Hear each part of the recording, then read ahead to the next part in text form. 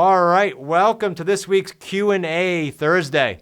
Now, this does come up often, and it comes up often when a market is trending downward or flat, and that is when a seller is asking way too much for the property, and you know that either just because you know the market as you're calling, or you know that because you did some comparables ahead of time. Now, here's a simple script for you guys, and this has worked all the way back to the 90s for me, okay? So it's not brain science. Just get real comfortable with this.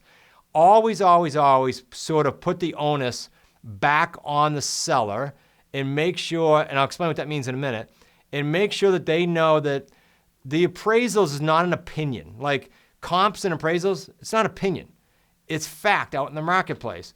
And you're on their team, and I say to them exactly that. I say, look, I'm on your team. I don't make up the numbers, and you don't make up the numbers. Fortunately or unfortunately, the market makes up the numbers. And I would say to them, hey, I just don't see any comps supporting your price, so I'm super curious. And you know, in an inquisitive way, say, I'm curious, how did you end up pricing that? And if they say anything short of appraisal, and realtors even sketchy because some realtors aren't experienced enough to get to a good appraisal, but if they say anything short of that, then you know for a fact that you've got to have a deeper discussion. And the discussion is sort of like this. In other words, they're probably going to come up with a lame answer if they're grossly overpriced, right? So the comment you can make back is sort of like this in your own words. Yeah, you know, Mr. and Mrs. Seller, the market's sort of sliding down now, and if it's not, you can say it's sort of flat now, whatever the case is.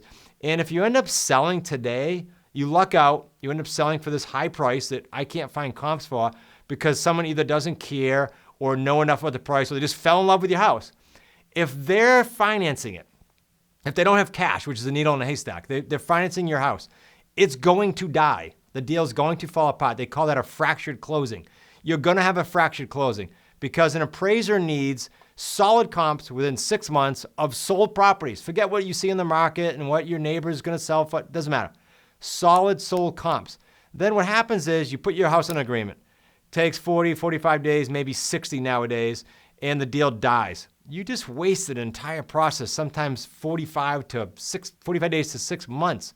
Now you're back to square one, and what if the market slid even more by then? Can you see how this conversation with the seller is super important? Or, you say to them, or you do some owner financing with me or someone else, and you give a long enough term to me, and then that'll absorb some of that premium you're trying to get. Because sometimes if there's a premium, you can absorb some if you get the right term.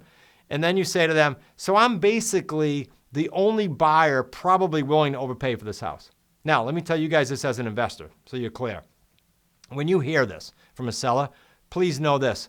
It is very much worth you following up on that deal if they have overpriced it, and you know that, and you had that conversation, and you know the motivation's there. If they overprice it and it's, hey, I forget what Zillow calls it, make me move price, or whatever it is. If they did one of those pricing and they have zero motivation, they're just trying it, and if they don't sell for that price, they're not going to move, that's not worth following up. You're wasting time. However, if they're overpriced and you know no one else is going to buy it because they can't get financing, and the motivation's good, like they have a clock ticking, like, hey, in 6 months, they're going to have to come to reality, or whatever the motivation is, do follow up. Those are super cool signs for you to do that. These are all signs, by the way, I'll mention this in this same video. These are signs you want to always look for. So for example, I did a call recently for a student. We do that for our associates. And on the call, the gentleman was saying things to me like, I don't care about the repairs. They can take it as it is. The realtors are idiots. He was just, all the flags were going up that said to me, no one's going to buy from this guy. And so I would just treat him nicely, and I put a note in my calendar to check with him in about 60 days. Because in 60 days, he's probably going to burn through every realtor and every buyer that calls him, and now we can have a different conversation. That's what I mean by listen for flags and reasons to call again, follow up, or not. Hope there's some nuggets in there for you. I encourage you to get to one of the events, either QLS Live, you can find that at QLSLive.com, or the Wicked Smart Summit, find that at WickedSmartSummit.com. Hang out with us. Immerse yourself in more of this Q&A, more of this live in the trenches material, because this is what's going to get you to the 3 payday deals worth somewhere between 45 grand and 250 grand. Now, disclosure, that's not a guarantee. That's what we see in our community. Hopefully you'll have the same result. See you soon.